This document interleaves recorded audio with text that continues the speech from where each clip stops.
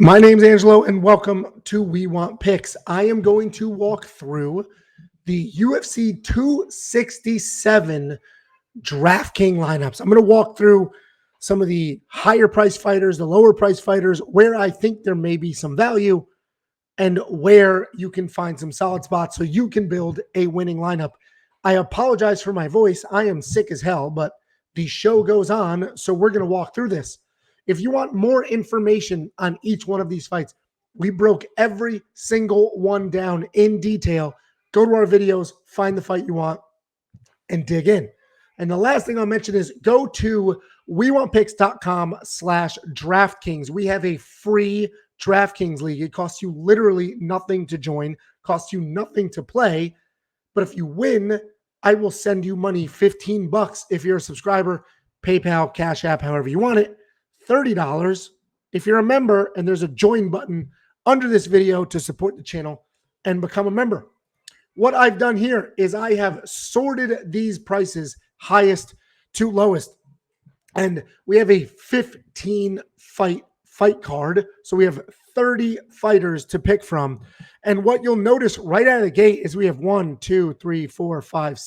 7 fighters over $9,000. And that is a lot. That is far more than usual. Usually get a couple, not 7. So we'll talk about them quickly. The most expensive fighter on the card is Islam Makhachev at $9,600. Islam's a machine. He's an absolute wrestling beast. He's got good stand-up. He's got good grappling. The guy's a killer absolutely everywhere. And he is fighting Dan Hooker, who's a striker and taking this on somewhat short notice. So listen, I totally understand the odds. I get the pricing. It just worries me. $9,600. That doesn't leave much room left in your budget. But if we look at the points he scored in fights, Thiago Moises, 117, Drew Dober, 100, Ramos, only 75, Securian, 73, Johnson, 102, Gleason Tebow, 126, Nick Lenz, 101. I mean, the guy's putting up real numbers. The problem is, if he puts up 75, 73, you are going to be pissed that you spent $9,600. You make the call here. He should win. He should dominate. I don't know if he'll get a finish because Dan Hooker's so tough, but he should dominate, put up some real numbers. Takedowns galore. Those are 5 points each. He should make something happen. $9,600. The rest of these guys are very similar. They are all sort of Russian, Dagestani, nasty grapplers. So you can kind of pick your poison. We have Kazmat Shimaev. He was the COVID hero last year. He fought 3 times in 2 months, put up big numbers in each one of those fights. Look at this. I mean, just dominated round 1, round 2. He's a tough, nasty guy, very similar to Islam with really good wrestling, solid power in his hands, good grappling. The problem is his opponent hasn't fought in 3 years. So one side of that may be, well, Kazmat or Shimaev is just going to pound him out. Dude hasn't fought in 3 years. The other side of that is we've seen his opponent have a complete body transformation. Who knows what else he's worked on? I think Shimaev is going to win this fight, but $9,500, there's a lot of unknowns. Listen, he could go out there, do what he did last year, put up 120 plus points, embarrass Ching Lang, or it could be a tougher fight than we think. So another very expensive guy, good wrestler, good grappler, good hands. That is literally the theme with every single one of these guys. Tagir Ulanbekov, very similar, dominant wrestler, just okay striking, but he does have really good wrestling. He's got nice takedowns. This is another fight, man. Pick your poison. But look, $9,400. Exact same story with Duraev. So then we have Murphy and Ankalaev snuck in here. These are the only non-2 wrestlers at this price point. Lerone Murphy, nasty striker, good power. The other side of that fight is Amirkhani. He has good wrestling. I think Amirkhani can win this fight. So you're definitely not going to hear me say Lerone Murphy is worth $9,300. But if you think he's going to go out there and get a stoppage, go for it. But even in his most recent win versus Douglas Silva de Andrade, 60 points. 60. Amir Khan's a tough guy, good wrestling. He could win. He can certainly try to survive. His only issue is cardio. But I don't like the $9,300 here. But then if we look at Ankalaev over Ozdemir, Ankalaev, excuse me, my throat, I'm sick, but we are making this happen. Ankalaev is a very good striker. He's one of the few sort of Russians or Dagestanis on this card that is not a pure wrestler. He's a very good striker with legitimate power, solid movement. He's a long, rangy kickboxer, and he uses that range really, really well to throw a ton of kicks. He does have a wrestling background if he needs it. He just doesn't use it. He uses his striking. Ankalaev, to me, is worth the $9,100. His opponent is also a striker. We've seen him knocked out. I trust Ankalaev's chin over Volkan's chin, and I think Ankalaev can get this done. I like him at $9,100. We have Jan Blachowicz at $9,000. Listen, I am personal friends with Glover Teixeira, as is Dan on this show. You are not going to hear me say that Jan Blachowicz is going to win this fight. You can make up your own mind, come to your own conclusions with that fight. Honestly, trying not to be biased, Glover Teixeira, nasty wrestler, also has power in his hands, also very good jiu-jitsu. Glover Teixeira is a real threat in this fight. And honestly, Jan is probably the most beatable champion at that weight class. So I like Glover in this fight. I'm obviously very biased. So I think I'm putting that bias aside, but you never know. And listen, everyone wants to talk about Glover being 42. Jan is 38.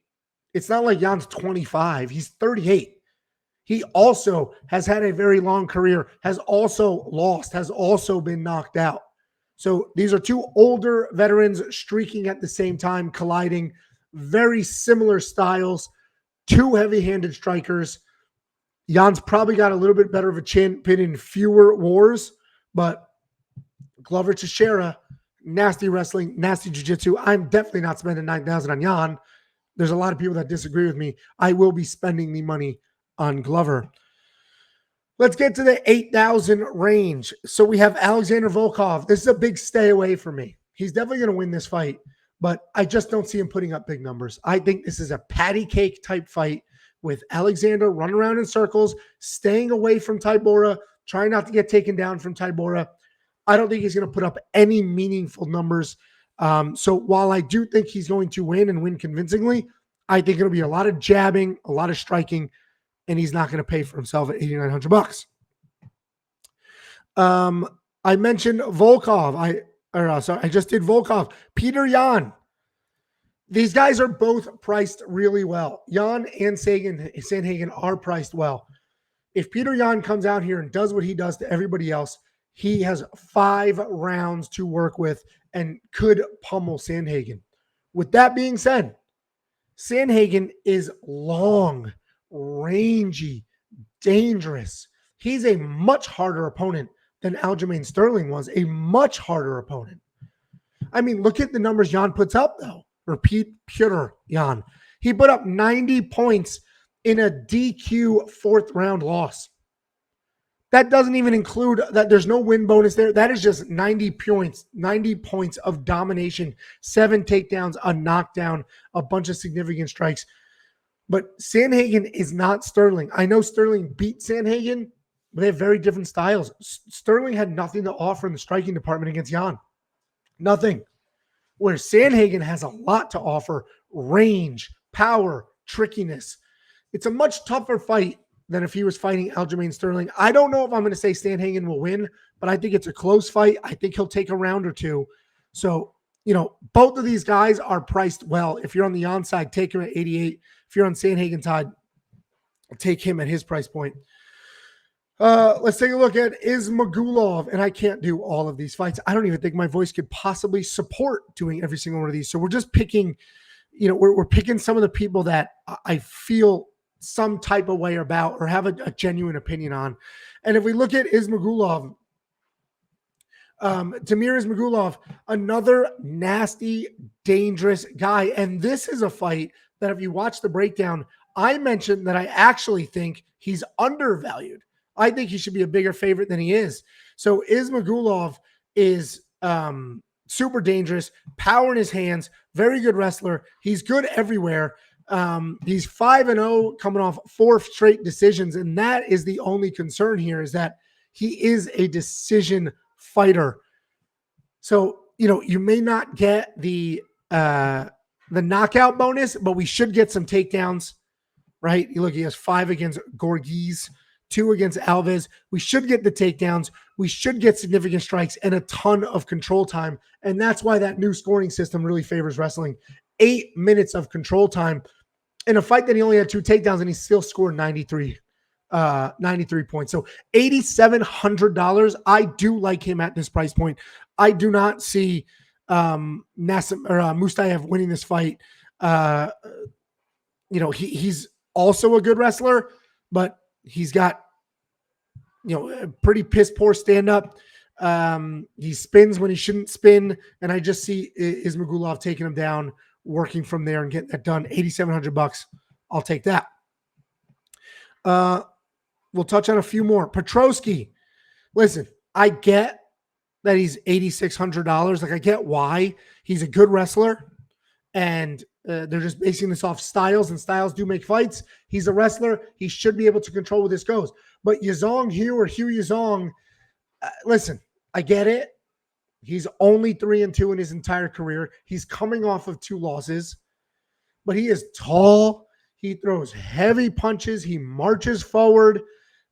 We got word that at some point, or somebody mentioned that he's a nasty wrestler. We haven't been able to confirm that. So let's take that piece aside. But I did just want to put it out there because people reached out to us telling us that.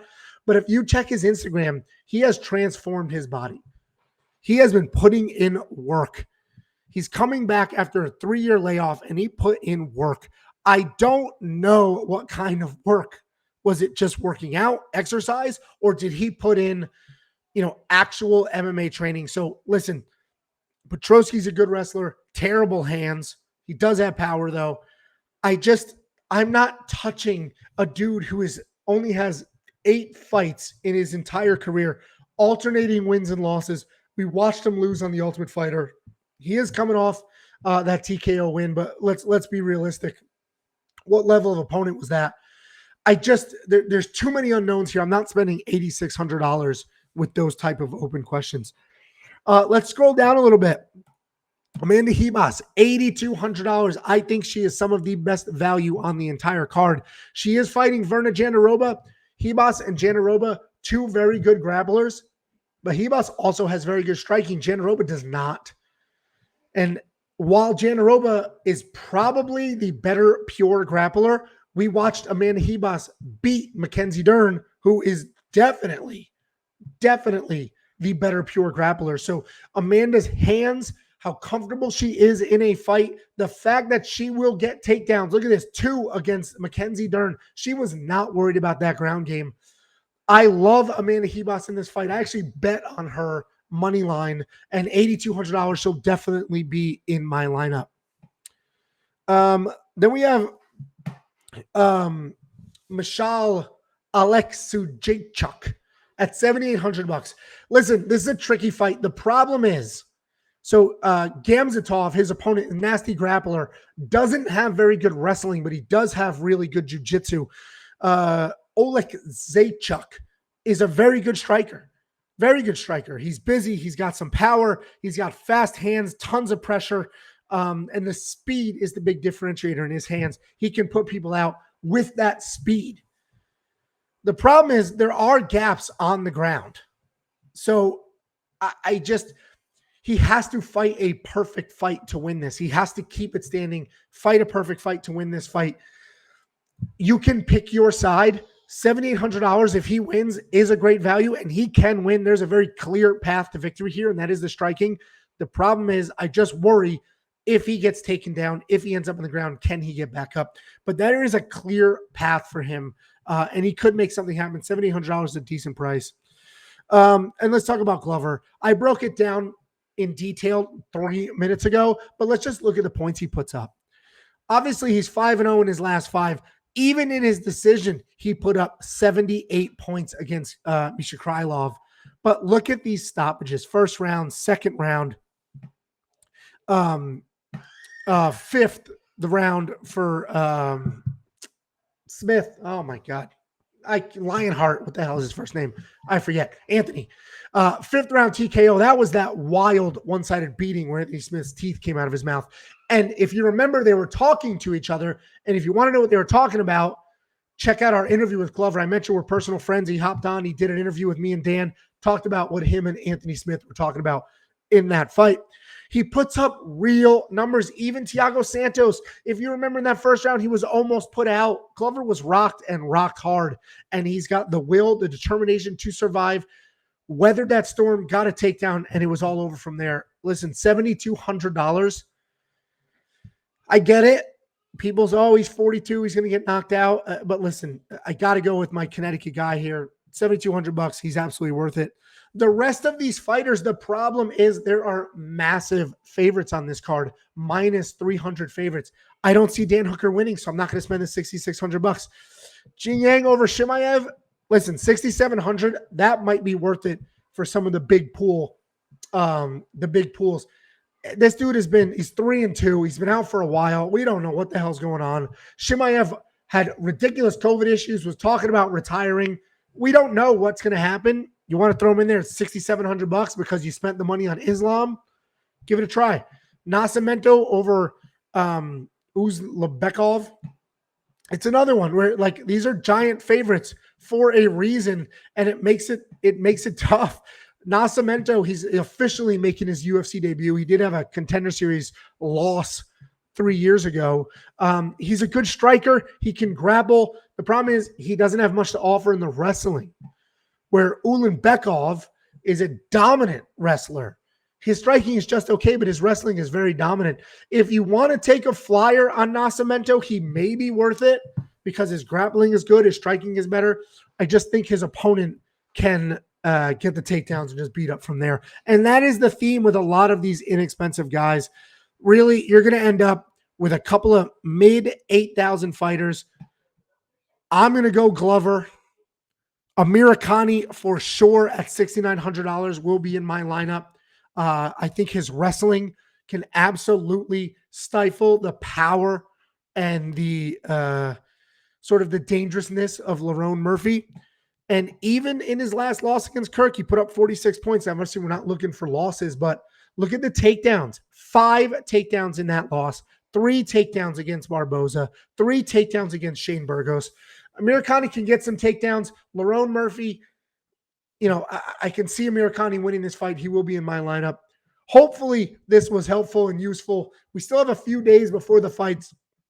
We'll see if anything drops or anything changes. wewantpicks.com/DraftKings. Jump into the free DraftKings League and win some money. Support the channel. Like, subscribe, click the join button under this video so you can get paid if you win our big payout every single week. I'll see you on Saturday.